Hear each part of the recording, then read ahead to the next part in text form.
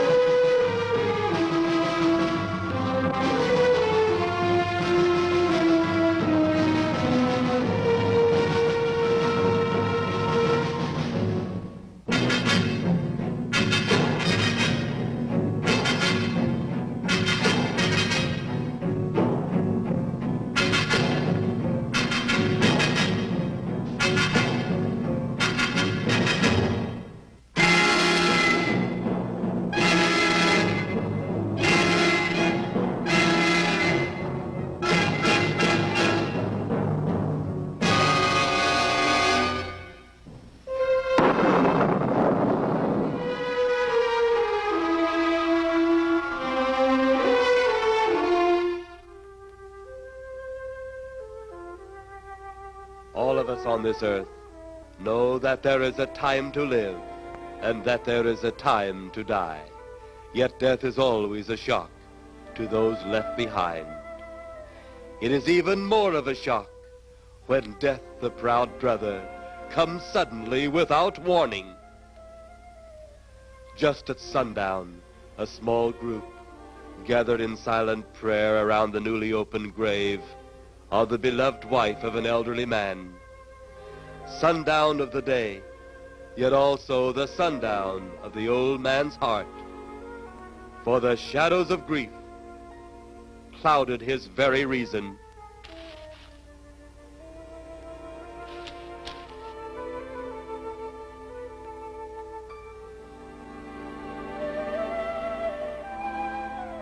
The funeral over, the saddened group left the graveside.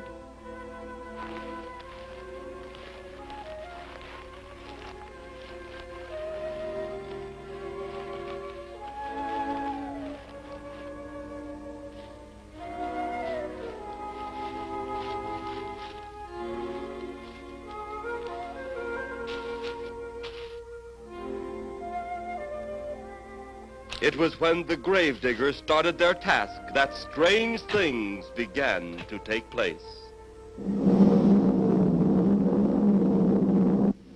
15-4. Yep, right on schedule. There's the old San Fernando Valley out there now. You better radio in for landing instructions, Danny. Right, Jeff. Burbank Tower, this is American Flight 812. Over. Wouldn't surprise me any if he's asleep this time of the morning. American Flight 812, this is Burbank Tower. If I were asleep, you'd never get on the ground. In your case, maybe I ought to leave you up there for good. Over. You got me that time, Mac. This is American Flight 812 requesting...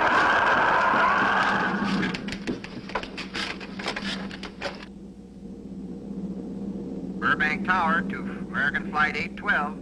Over. Burbank Tower to American Flight 812. Over. Holy mackerel. Burbank Tower to American Flight 812. Are you in trouble? Trouble? Take a look for yourself. What in the world? That's nothing from this world. Burbank Tower to American Flight 812. Are you in trouble? Are you in trouble?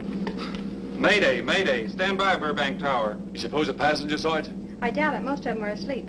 But it was quite a jolt, Jeff. I'll check. Good. We'll get it ready for landing. And keep it quiet until we get instructions. Right. Okay, Danny.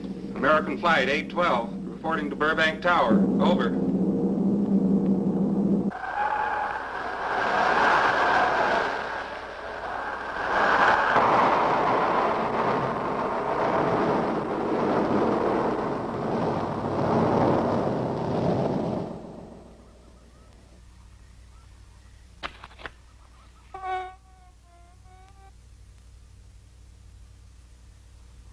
Did you hear anything? I thought it did. Don't like hearing noises, especially when there ain't supposed to be any. Yeah, sort of spooky-like. Maybe we're getting old. Whatever it is, it's gone now. That's the best thing for us, too. Gone. Yeah, let's go.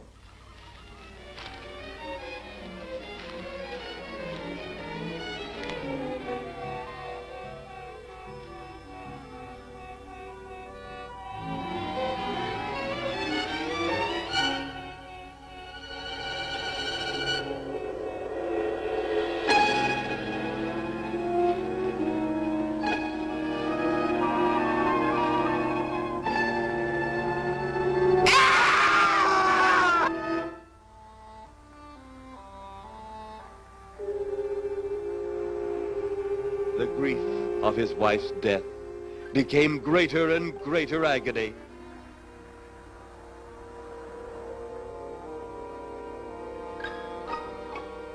The home they had so long shared together became a tomb, a sweet memory of her joyous living.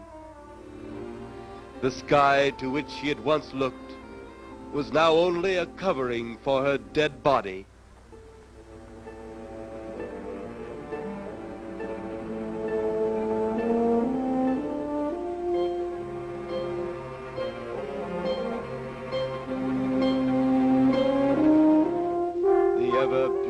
Flowers she had planted with her own hands became nothing more than the lost roses of her cheeks.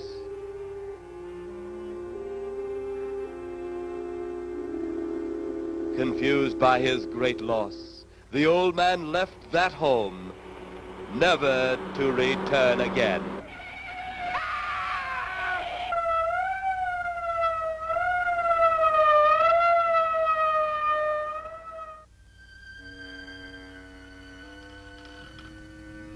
At the funeral of the old man, unknown to his mourners, his dead wife was watching. First his wife, then he. Tragic. Tell me something. Why was his wife buried in the ground and he sealed in a crypt? Something to do with family tradition, a superstition of some sort. Oh. Well, it's getting dark. Let's be on our way.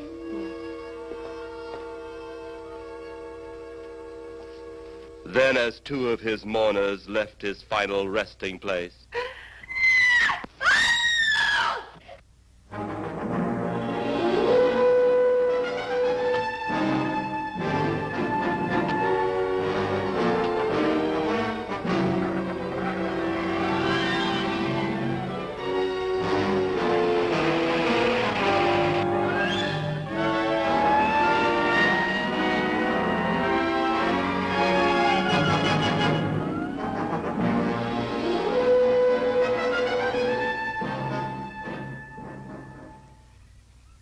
minutes later, the police, led by Inspector Daniel Clay, arrived at the scene.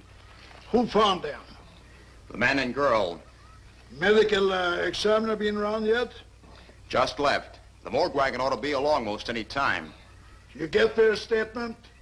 Yeah, much as we could. They're pretty scared. Finding a mess like this ought to make anyone frightened. Have one of the boys take the guy and the girl back to town. You take charge.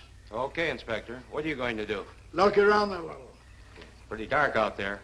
Once you get beyond the range of those lights, you won't be able to see your hand in front of your face. I will get one of the flashlights from the patrol car. Okay, be careful, Clay. I'm a big boy now, Johnny.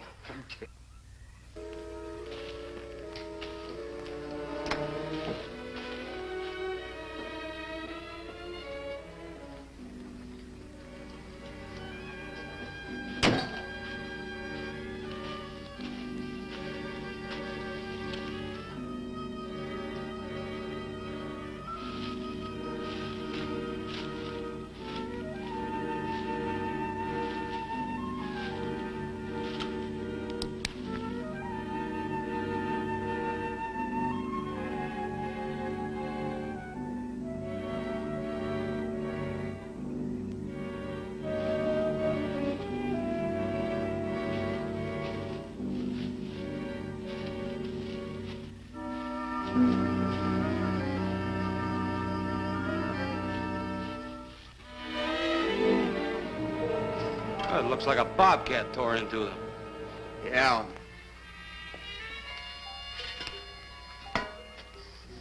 Say, Lieutenant, did you get that funny odor? How could I miss it? Oh, that'll be the morgue wagon now. That's the fifth siren in the last hour. Something's happened down at the cemetery. A lot of police cars and lights. I stopped, but I didn't see anything. Oh, well, whatever it is, the morning paper will carry the whole story.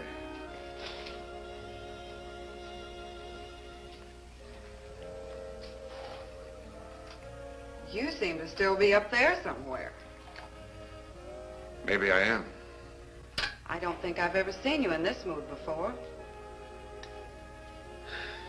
I guess it's because I've never been in this mood before.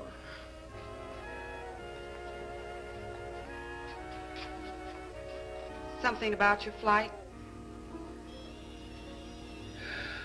Yeah. What happened, Jeff?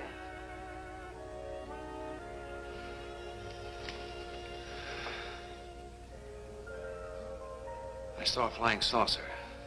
Saucer? You mean the kind from up there? Yeah, its counterpart. It was shaped like a huge cigar. Dan and Edith saw it, too.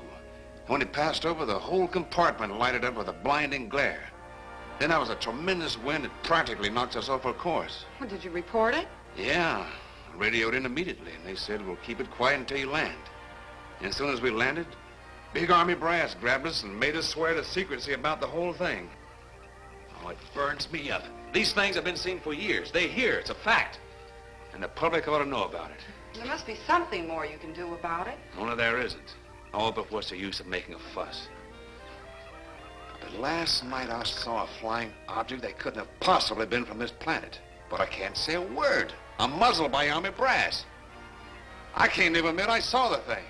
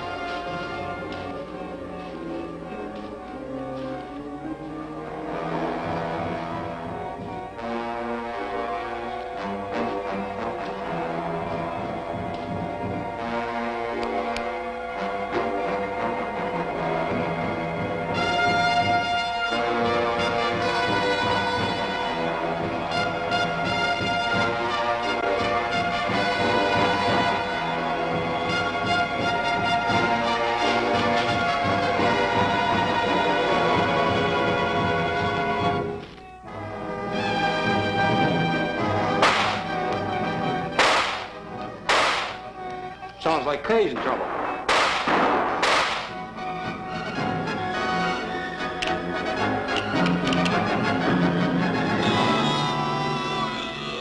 If that apparition we saw had something to do with it, come on.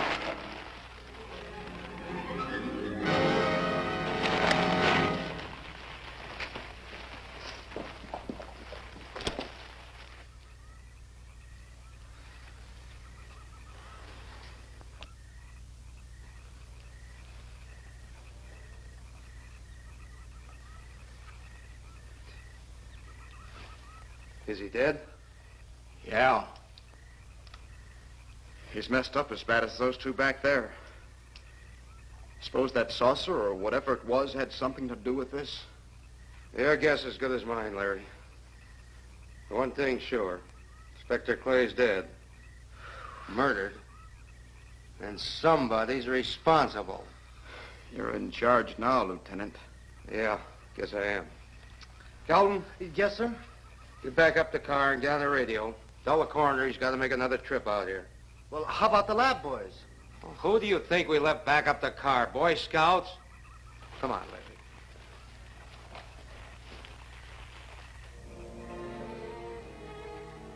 Greater love hath no man than to lay down his life for another. It is always difficult to have last words over the grave of a friend. And Inspector Daniel Clay was a friend, a dear friend to me and to all of us.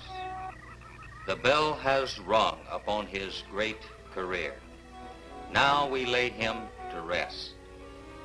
A rest well deserved, but so premature.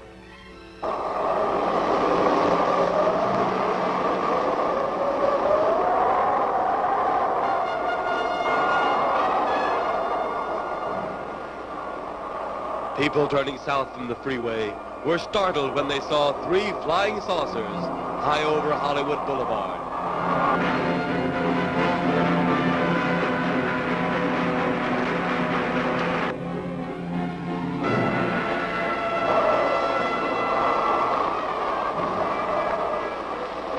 A woman, startled by the sight in the sky, telephones the police.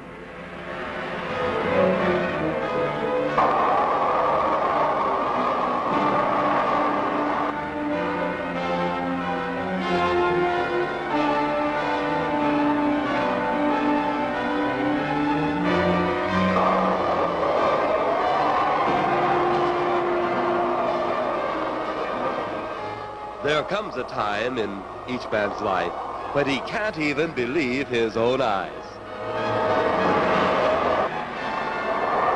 Saucers seen over Hollywood. Flying saucers seen over Washington, D.C.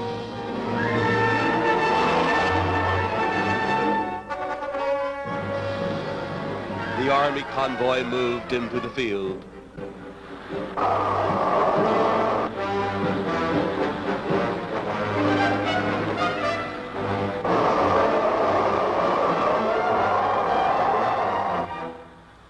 Rockets were quickly set up. Colonel Tom Edwards, in charge of saucer field activities, was to make the greatest decision of his career. He made that decision.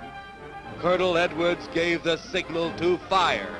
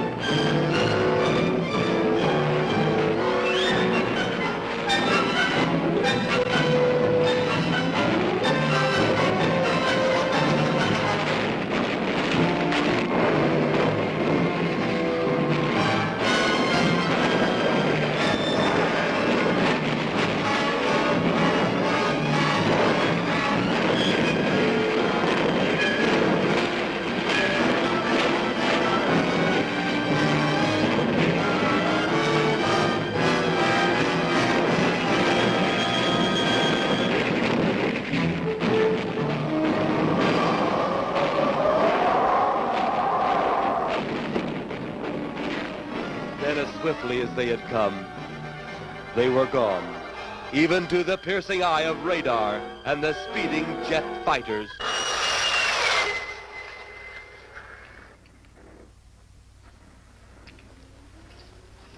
Quite a sight, wasn't it, sir? A sight I'd rather not be seeing. Are you worried about them, sir? Well, they must have a reason for their visits. Visits? Well, that would indicate visitors. Well, the big gun's the usual way of welcoming visitors. We haven't always fired at them. Oh? For a time, we tried to contact them by radio, but no response. Then they attacked a town. A small town, I'll admit, but nevertheless a town of people. People who died. I never heard about that, sir. Well, it was covered up by the higher echelon. Take any fire, any earthquake, any major disaster, then wonder. Flying saucers, Captain, are still a rumor, officially. Looks like we beat them off again, sir. What do they want? Where are they from? Where are they going? They, sir? Who? Well, this is a training maneuver, sir. We only did a little practice firing at the clouds. Yeah. I wonder what their next move will be.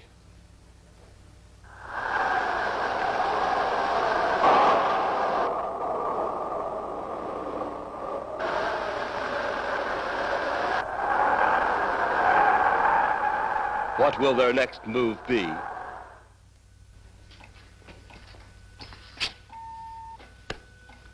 Your space commander has returned from Earth. Send him in.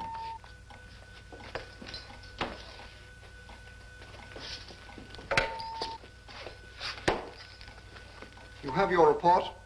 We had to pull in here to Space Station 7 for regeneration. We're returning to the planet Earth immediately thereafter. What progress has been made? We contacted government officials. They refuse our existence. What plan will you follow now? Plan 9. It's been absolutely impossible to work through these Earth creatures. Their soul is too controlled. Plan 9. Ah, yes. Plan 9 deals with the resurrection of the dead. Long-distance electrode shot into the pineal and pituitary glands of recent dead. Have you attempted any of this plan as yet? Yes, Excellency. How successful has it been? We have risen too so far. We shall be just as successful on more. The living, they have no suspicion of your movements? We had to dispose of one policeman. However, none of those risen have been seen. At least not by anyone who still remains alive. It's too bad it must be handled this way. But it must.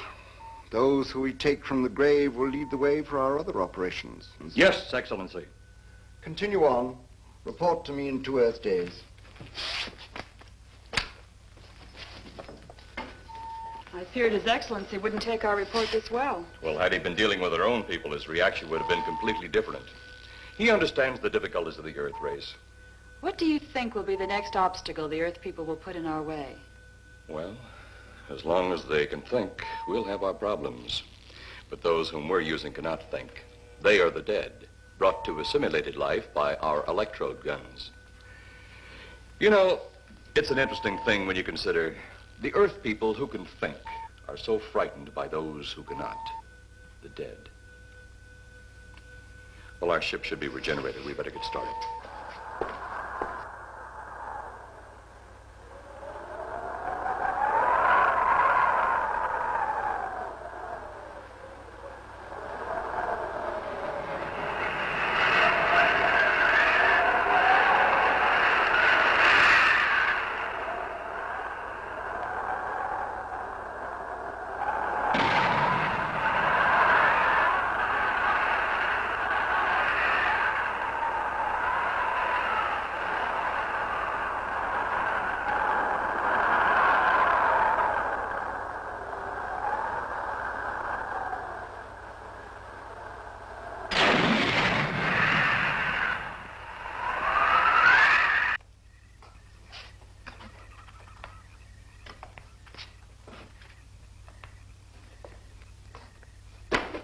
I still think you ought to go in town and stay with your mother until I get back.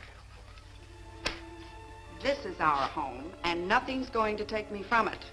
Besides, most men try and keep their wives from going home to Mama. That's not the point. That's all the point there's going to be. Now toddle off and fly your flying machine, darling. But if you see any more flying saucers, will you tell them to pick another house to buzz? Be careful. Don't worry about me. Oh, you're the only thing I do worry about. Oh, forget about the flying saucers. They're up there. But there's something in that cemetery. And that's too close for comfort. The saucers are up there, and the cemetery's out there. But I'll be locked up in there. Now, off to your wild blue yonders. You promise you'll lock your doors immediately? I promise. Besides, I'll be in bed before half an hour is gone, with your pillow beside me. My pillow? Well, I have to have something to keep me company while you're away. Sometimes in the night when it does get a little lonely, I reach over and touch it. Then it doesn't seem so lonely anymore.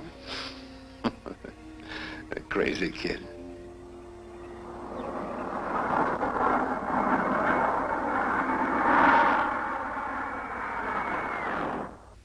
I do love you, darling.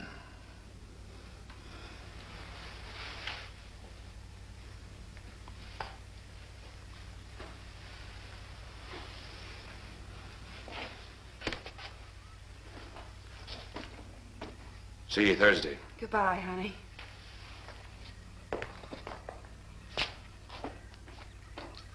You know I'm not leaving you here until you're locked safely inside. All right, darling.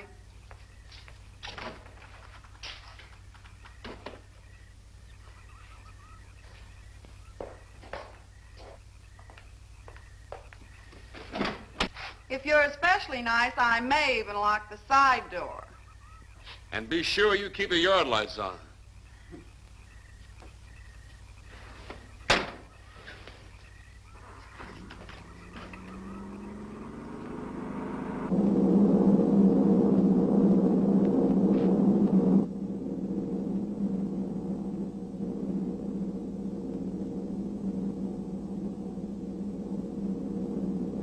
You're mighty silent this trip, Jeff. Hmm? You haven't spoken 10 words since takeoff. I guess I'm preoccupied, Danny.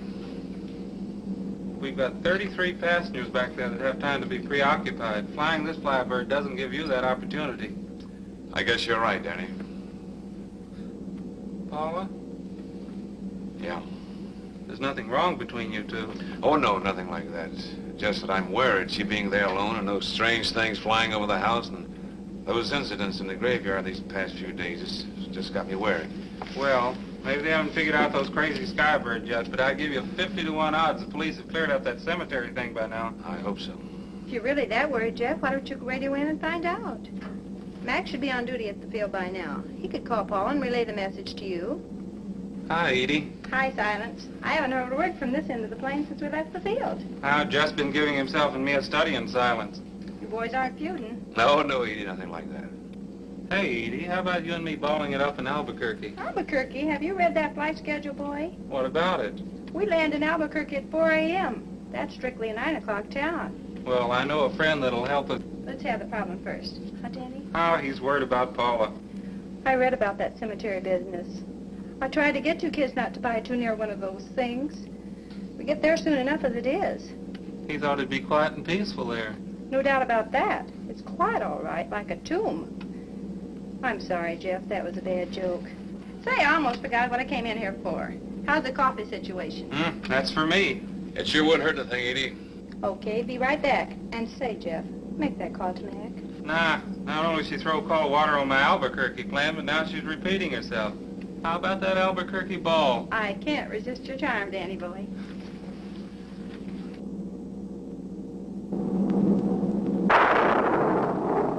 Residents near the cemetery paid little attention to the blast of thunder and the flash of lightning. But from the blast arose the moving figure of the dead old man.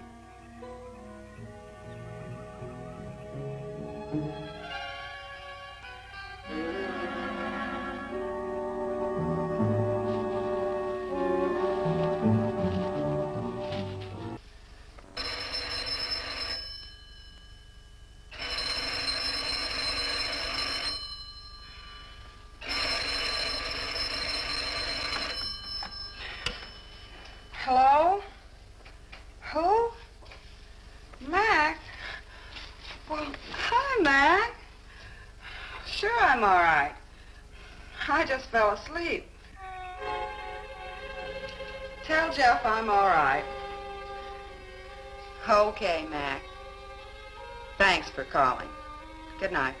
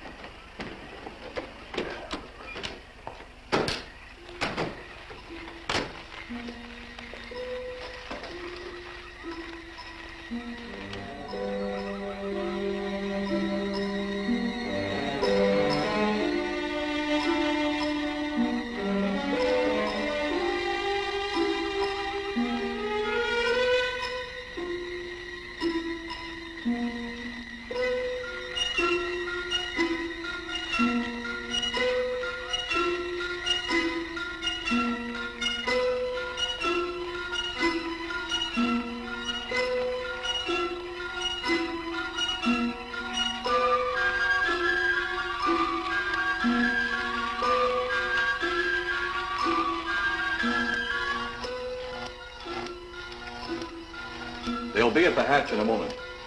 You can open it now, Tanner.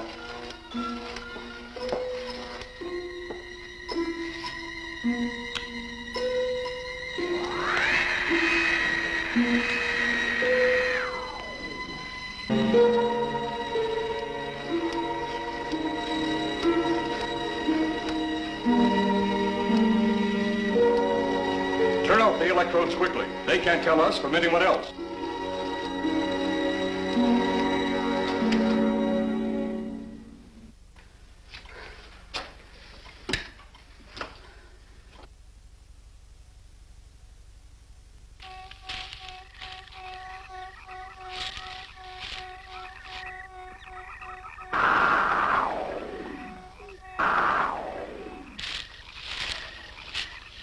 It's tough to find something when you don't know what you're looking for. I don't think the lieutenant does either. Then what are we doing out here? I was off duty an hour ago. Oh, don't ask me any questions. I'm just a hard hand just like you.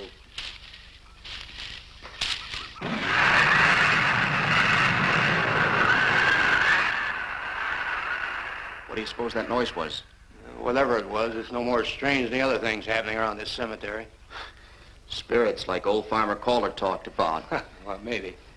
The only spirits he saw tonight were those I smelled on his breath. Well, don't forget, Miss Trent claims to have seen them, too. She didn't have anything on her breath. She was hysterical. Well, true, she was frightened and in a state of shock. But don't forget that torn nightgown and the scratched feet. Yeah, I hadn't thought of that. Guess that's why you're a detective lieutenant and I'm still a uniformed cop. Sometimes it's only the breaks, Larry. Meantime, let's get going. Lieutenant, did you hear that? How could we help it? It sure was strange. Know what it was? No more than you do. Went for orders. I get out of here right now. It was a saucer. A flying saucer? What makes you say that? Do you remember the noise we heard the other night? We were knocked to the ground. How could I forget? Exactly. But you're not remembering that sound. There you're wrong, Lieutenant. I'm with the fact the sound is similar, but what about the blinding light? Oh, haven't you heard? And many times the saucer hasn't had a glow. Or a light of any kind, for that matter. That proves it. What next, Lieutenant? Oh, Lieutenant, maybe this doesn't mean much, but Jamie and me found a grave that looks like it's been busted into. What? Where? Why? Come on, man, out with it. We haven't got all day to waste. Oh, just over there beyond the crib. All right, show us the way. Look, here it is, Lieutenant.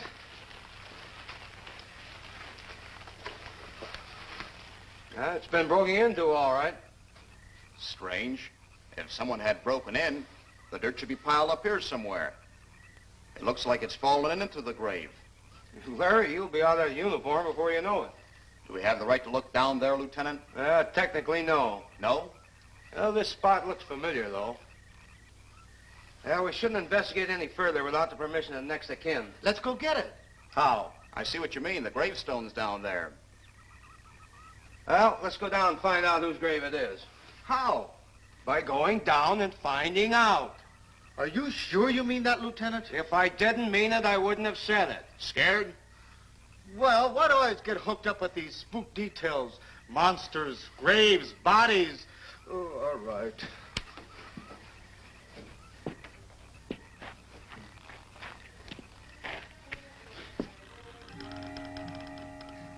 Casket's here, but nobody's in it.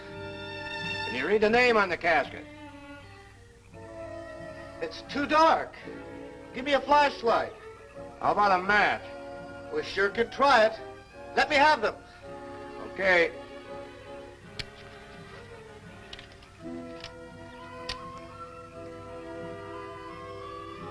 It's Inspector Clay's grave, but he ain't in it.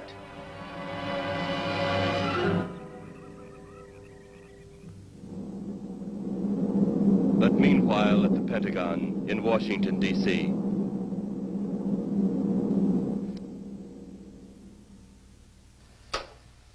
Right, G2.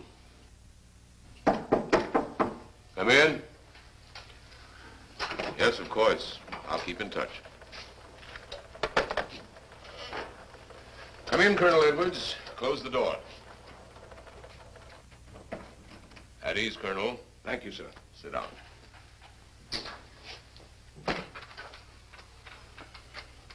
I understand, Colonel, you've been on tap for many of our saucer attacks. I'm in charge of field operations, sir. You believe there are such things as flying saucers, Colonel? Yes, sir. You've seen them? Yes, sir. You realize there's a government directive stating that there is no such thing as a flying saucer? Yes, sir. You stand by your statement that you've seen flying saucers? Well, yes, sir. This could mean a court-martial, admitting this against direct orders. General Roberts, may I speak freely? You may. How could I hope to hold down my command if I didn't believe in what I saw and shot at? I like you, Colonel. Thank you, sir. There are flying saucers. There's no doubt they are in our skies. They've been there for some time.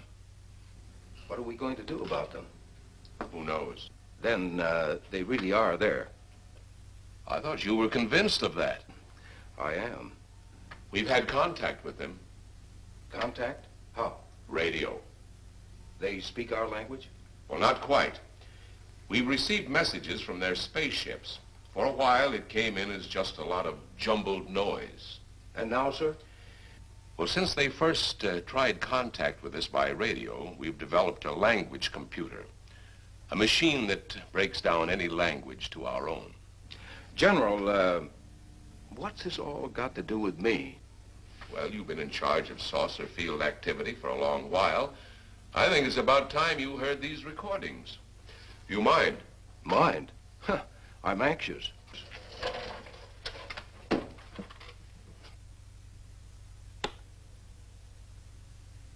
This is Eros, a space soldier from a planet of your galaxy. I fully realize our language differences.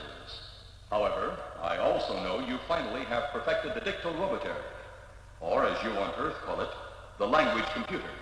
So you can now understand that which I speak. Since the beginning of your time, we have been far beyond your planet. It has taken you centuries to even grasp what we developed eons of your years ago. Do you still believe it impossible we exist? You didn't actually think you were the only inhabited planet in the universe. How can any race be so stupid? Permit me to set your mind at ease. We do not want to conquer your planet, only save it. We could have destroyed it long ago if that had been our aim. Our principal purpose is friendly. I admit we have had to take certain means which you might refer to as criminal. But that is because of your big guns which have destroyed some of our representatives. If you persist in denying us our landings, then we must only accept that you do not want us on friendly terms. We then have no alternative but to destroy you before you destroy us. With your ancient juvenile minds, you have developed explosives too fast for your minds to conceive what you are doing. You are on the verge of destroying the entire universe. We are a part of that universe. This is our last...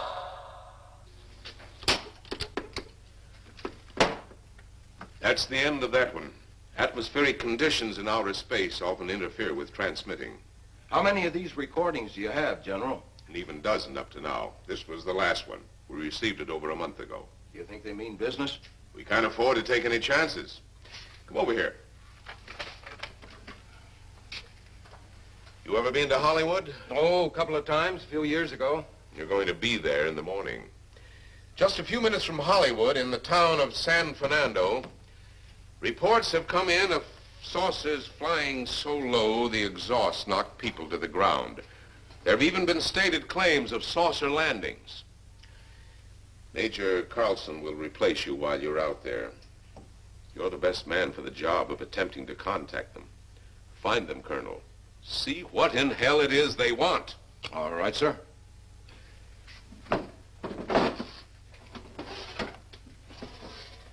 These are confidential reports, Colonel. Read them over carefully on the plane.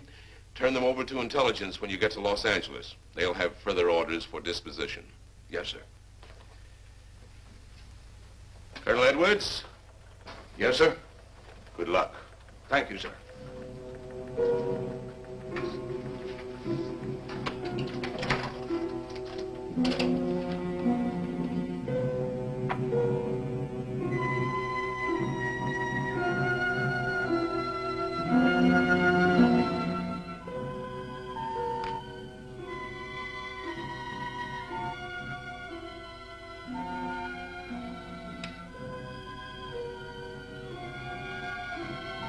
We are ready to report, Excellency.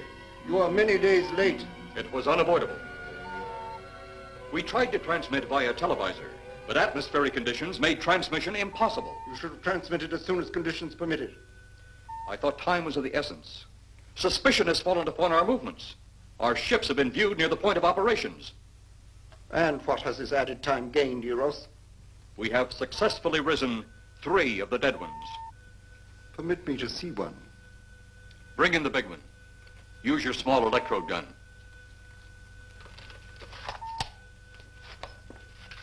I have taken 2 ships from your command. But that will leave only my ship. It is necessary that you continue your mission alone. I have need of your other ships elsewhere. Even though you have risen 3 of the Earth's dead, the plan is far from successful. And you, Eros, must prove it an operational success before more time, energy, ships, and your countrymen may be spent on it. We will not fail. Everything is on our side. Not everything. You do not have the live Earth people. You reported that your ship was viewed at the scene of your present operations. That is correct. They have been viewed many times, but not at the scene of operations. Something must be done about that.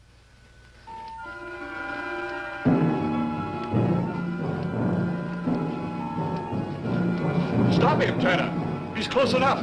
Turn off your electrode gun. No! No! Stop him, Tanner! I can't get it. It's jammed. Stop him, you fool! Drop the gun to the floor, Tanner. The metal will break contact.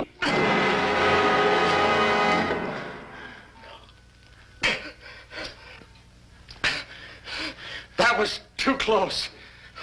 Yes.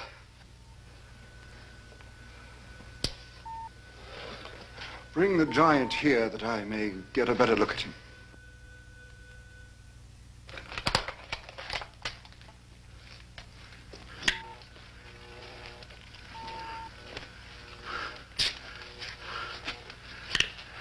Yes, he's a fine specimen.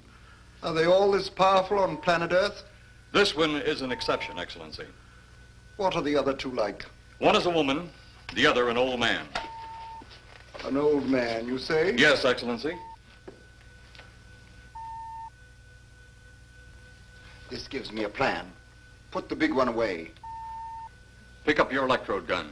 Make sure it's in working order before pointing it at him. Whatever made it jam seems to have been cleared by the fall. Take him back to the ship.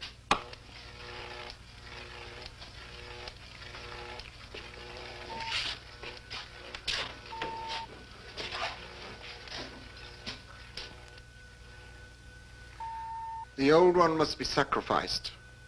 Re-land on Earth. Send the old one to enter a dwelling. Then cut the electrokinetic and turn on your ship's decomposure ray. The result will astound those watching. Astound them enough to delay their intention until you have gained your other recruits from the cemetery. Yes, Excellency. It'll be done. Report to me when this has been accomplished.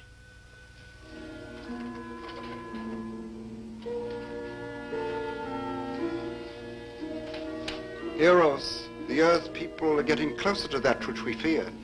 Since they will not listen or respect our existence, they cannot help but believe our powers when they see their own dead walking round again, brought about by our advancement and such things.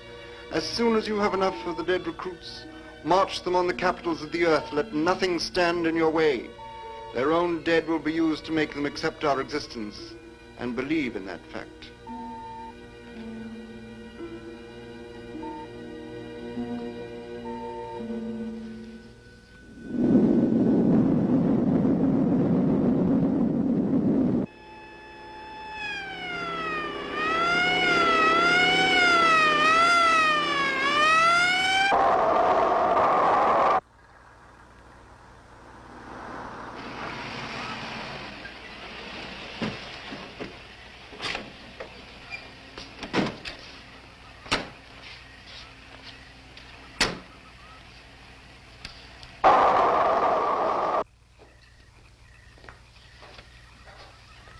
pleasure, Miss Strand. This is Colonel Edwards from Washington, D.C. Good evening, Colonel. Hello, Colonel. Colonel would like to ask you a few questions. Questions? What about, Colonel? May I sit down? Oh, I'm sorry. Please do. I want to ask you about your strange experience the other night when you saw the flying saucer. After that, the police brought me home. I hope I never see such a sight again. Well, after your description, I don't think I'd want to see it either. One thing more.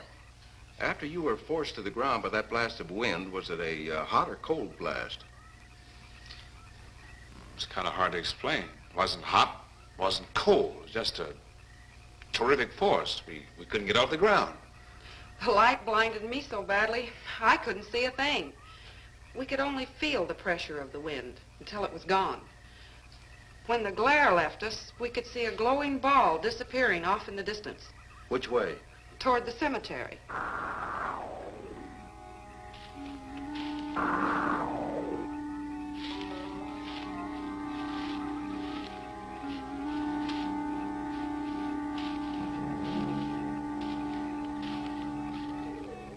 This is the most fantastic story I've ever heard. And every word of it's true, too. That's the fantastic part of it. Colonel, we found a lot of suspicious things out in that cemetery. But then again, didn't find anything to base a fact or suspicion on. Hey, you hear anything?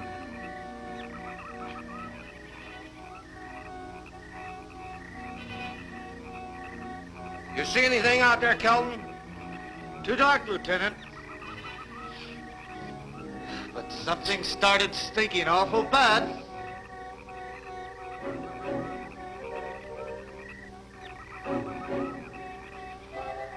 There's something out there.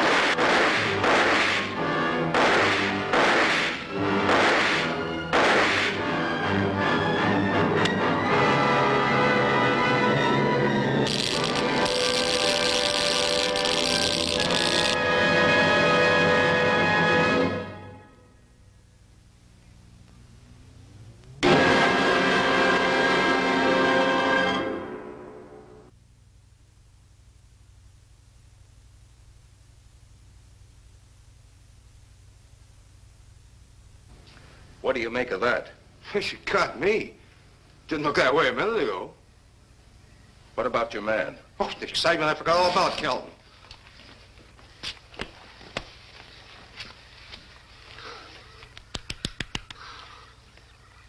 He'll be all right in a few minutes.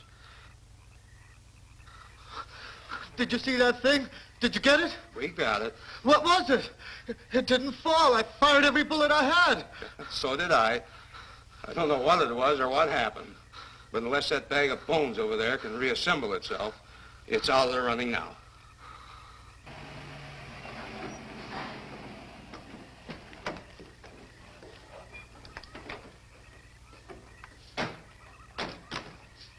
Colonel, I've been out here so often you think I've taken a lease on this place. Not a long lease, I hope. I see what you mean. But you know, I can't help but feel the answer's out here somewhere.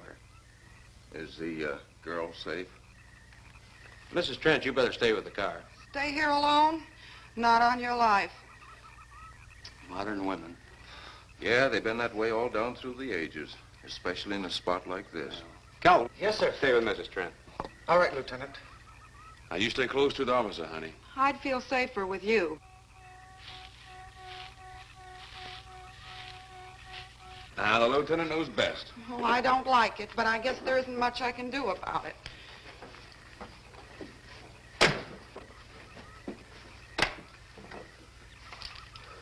You have a gun? No. You know how to use one? After 4 years in the Marine Corps? Here. You think we'll need these? You never tell. Let's get going.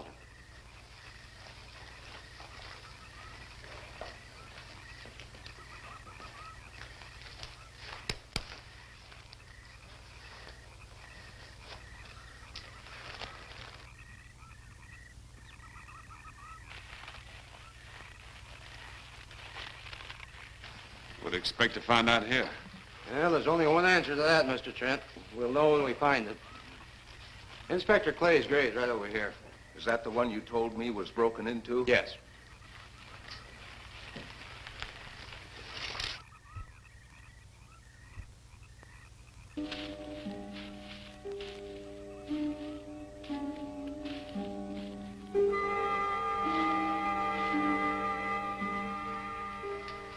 This it? Yeah.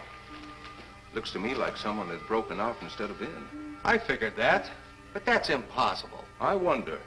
Look, Colonel, some things just can't happen. Yeah, well, after that apparition that was draped across Mr. Trent's patio, I would say we should keep our minds open to anything. Look, Colonel, I'm a policeman. I've got to deal in facts. But I guess I'll have to go along with you. You know, I'll bet my badge right now we haven't seen the last of those weirdies.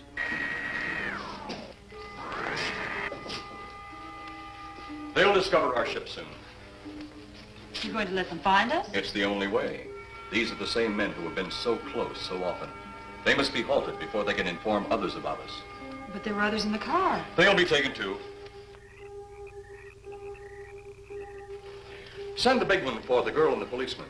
I'll turn on the dictal robotary so we may converse with them.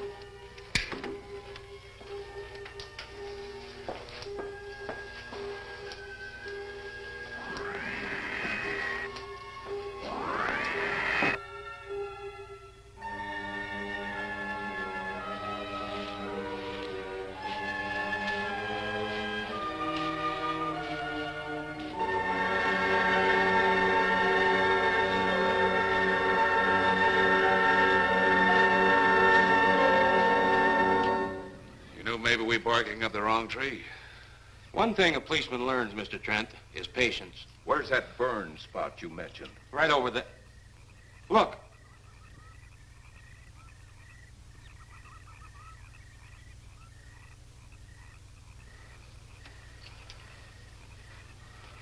We'll investigate, but move carefully.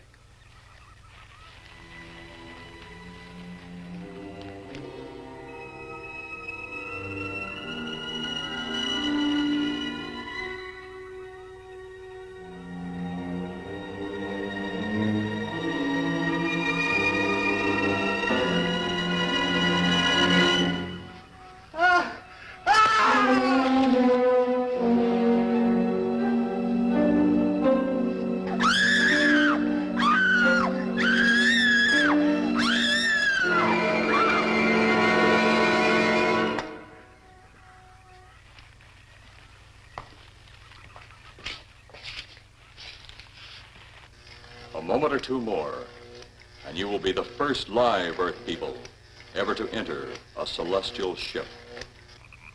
Wow. Boy, how can anything that big hide for so long a time? Never heard metal sound like that before. What do you see? Only my reflection. Must be some kind of one-way glass. I wonder how you get into this thing. I'm not sure I want to find out.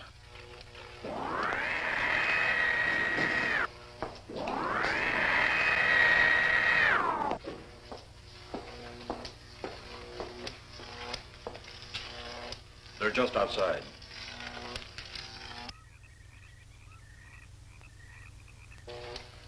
You can open the outer hatch now.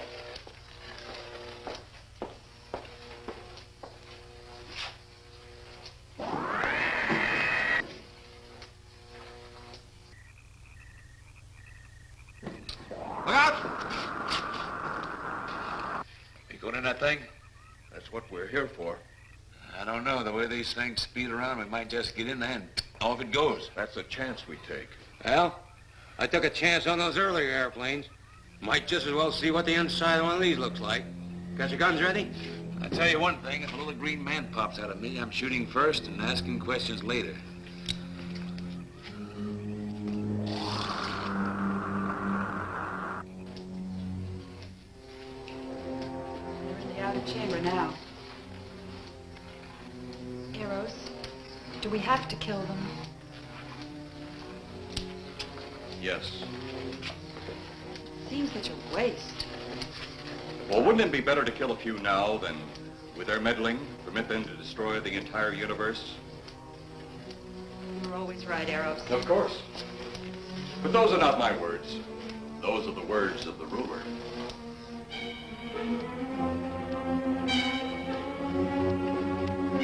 Now, you two stay right where you're at.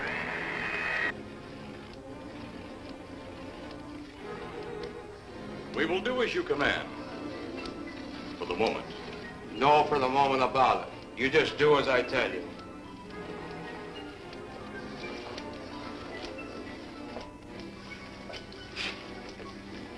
You do not need guns. Maybe we think we do. They would be of no use to you now. They've been mighty useful before on flesh and blood. And you two look like you've got a lot of both. True, they would be effective upon us. If you were to have the opportunity to use them... Mister, if you don't get away from that control board, I'll show you just how effective they can be. Shall we talk now or wait? Your friends will be here shortly. What friends? Those you left at the vehicle. If you've done anything to Paula... Take it easy, Mr. Trent. Oh, I assure you no harm has come to her. Would you like to see? Next time you try that, I won't aim at the board. You're a headstrong young man. I was only going to turn on the televisor so you could see her movements. Go ahead, my friend, but move very carefully.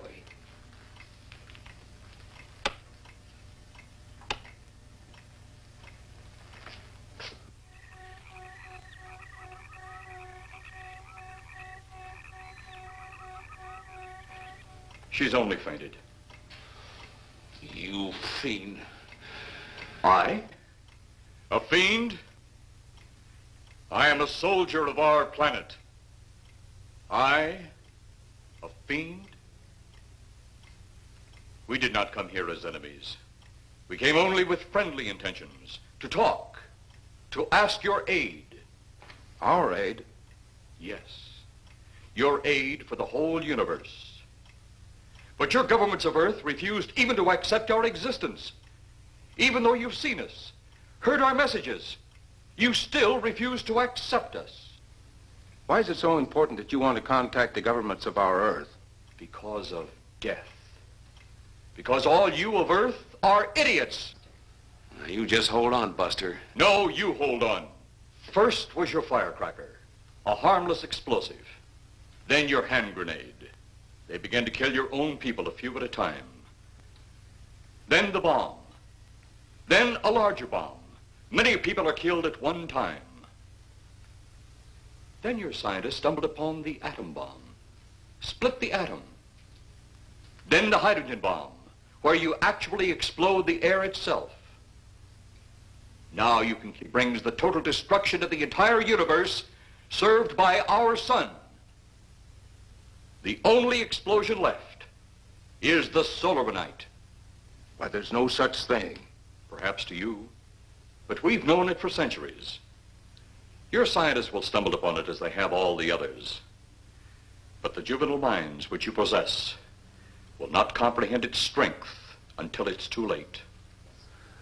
You're way above our heads.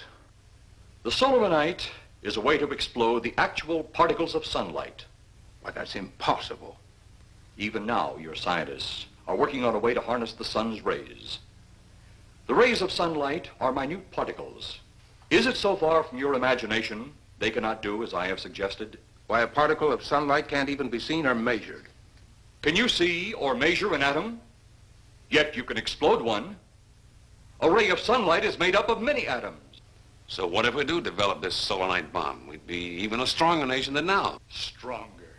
You see? You see? Your stupid minds. Stupid! Stupid! That's all I'm taking from you. Get back here, you jerk! Let him finish.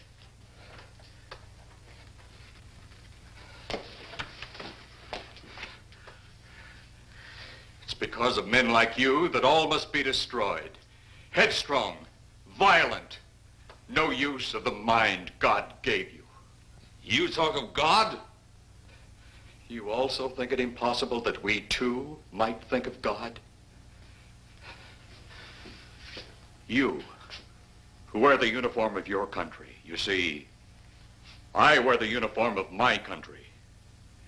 Yes, we've had to use drastic means to get to you, but you left us no alternative. When you have the solar night, you have nothing. Nor does the universe. You speak of solar night, but just what is it? Take a can of your gasoline. Say, this can of gasoline is the sun. Now, you spread a thin line of it to a ball, representing the earth. Now, the gasoline represents the sunlight, the sun particles. Here we saturate the ball with the gasoline, the sunlight. Then we put a flame to the ball. The flame will speedily travel around the earth, back along the line of gasoline to the can, or the sun itself. It will explode this source and spread to every place that gasoline, our sunlight, touches. Explode the sunlight here, gentlemen. You explode the universe. Explode the sunlight here, and a chain reaction will occur direct to the sun itself and to all the planets that sunlight touches, to every planet in the universe. This is why you must be stopped. This is why any means must be used to stop you. In a friendly manner, or as it seems, you want it. He's mad. Mad? Is it mad that you destroy other people to save yourselves? You have done this. Is it mad that one country must destroy another to save themselves? You have also done this. How then is it mad that one planet must destroy another who threatens the very existence? That's enough! In my land, women are for advancing the race, not for fighting man's battle.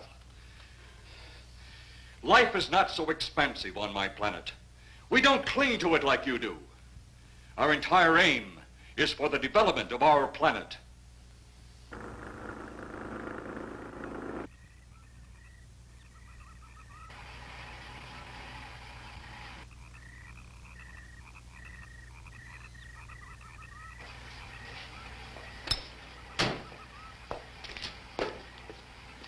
What happened to you? How come you're all alone? I asked for lots of help. You sounded drunk or something on the radio. If I didn't see it with my own eyes, I'd never believe it. Believe what? It was horrible. And he almost broke my shoulder. Look, what are you trying to say? If you don't make sense, we'll never get to the bottom of this. Now, who slugged you? Inspector Clay. What? It was Clay, all right. Only not like we remembered him. Well, his grave was busted into, wasn't it? Next, you'll tell me you saw skeletons. We did, earlier. Now I know you're off your rocker. All of us saw it. The lieutenant, the colonel, everybody. Where's the lieutenant now? We've got to find him. Mrs. Trenner's gone. I was left here to guard her. But Clay showed up and put me out of the running. And the second time tonight, and I'm getting darn tired of it. Which way were they going? Off that way. Come on.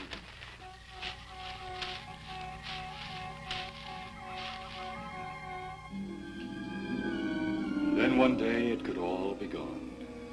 One big puff of smoke and ball of fire. All that out there, the stars, the planets, all just an empty void.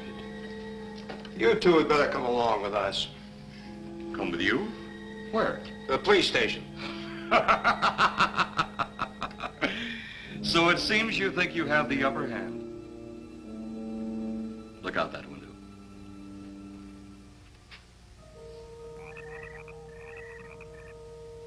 Jeff.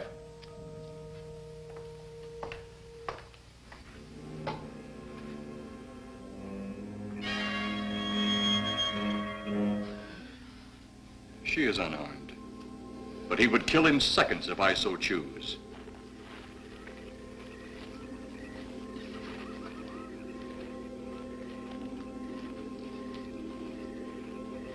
Holy cow!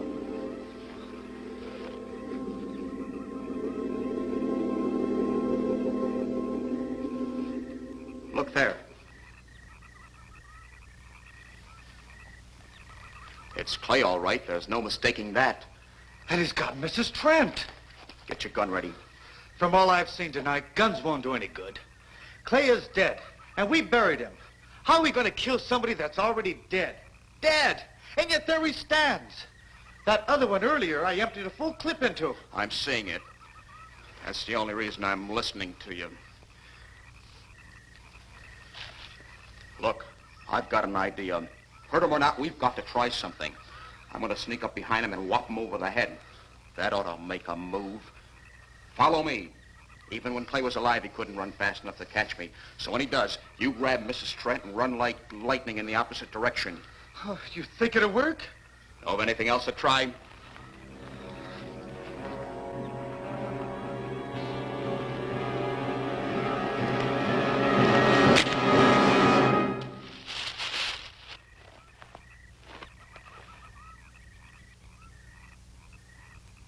Oh, I'll be all right. Take care of the others. Your men have felled the big one. This could only happen because the electrode ray is off. He'll walk again when I turn it on. Hold it. Right there. Suppose the lieutenant and the others are in that thing. Well, supposing there are Martians or something in there.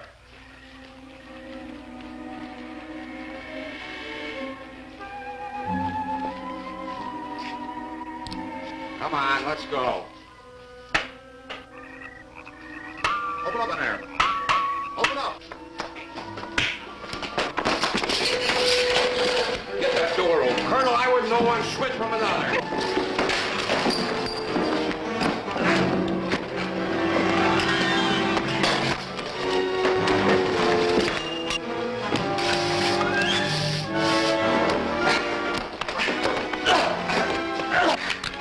Hold on to him, Eros. I'll have the ship in the air in a minute.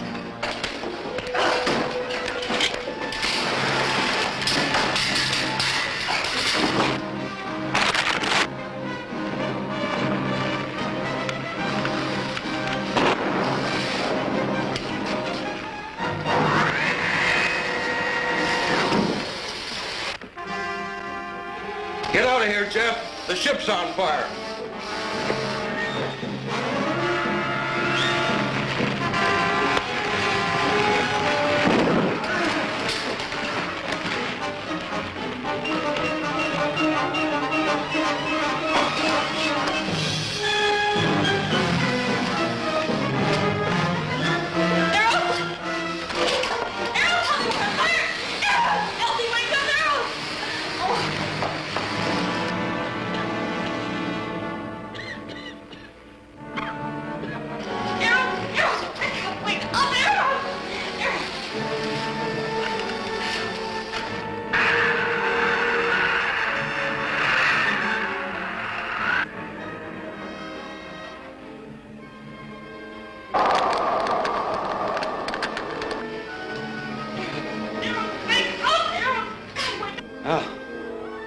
That's the last we'll see of them. Perhaps.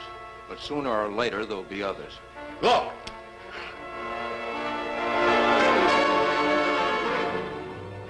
Have they caught that woman? That thing yet? Hey, that's right. There's another ghoul running loose. And it's my guess that she'll look like him. With the ship and the ray gun gone, they have no control. We gotta hand it to them, though. They're far ahead of us.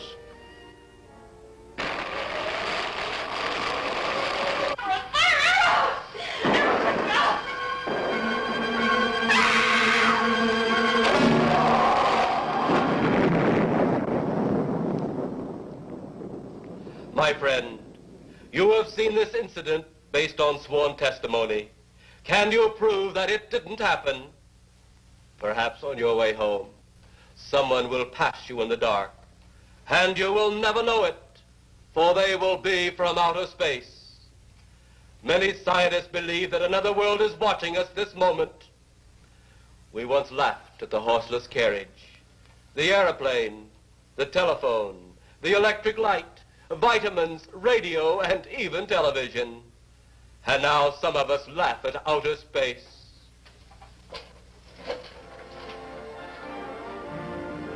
God help us in the future.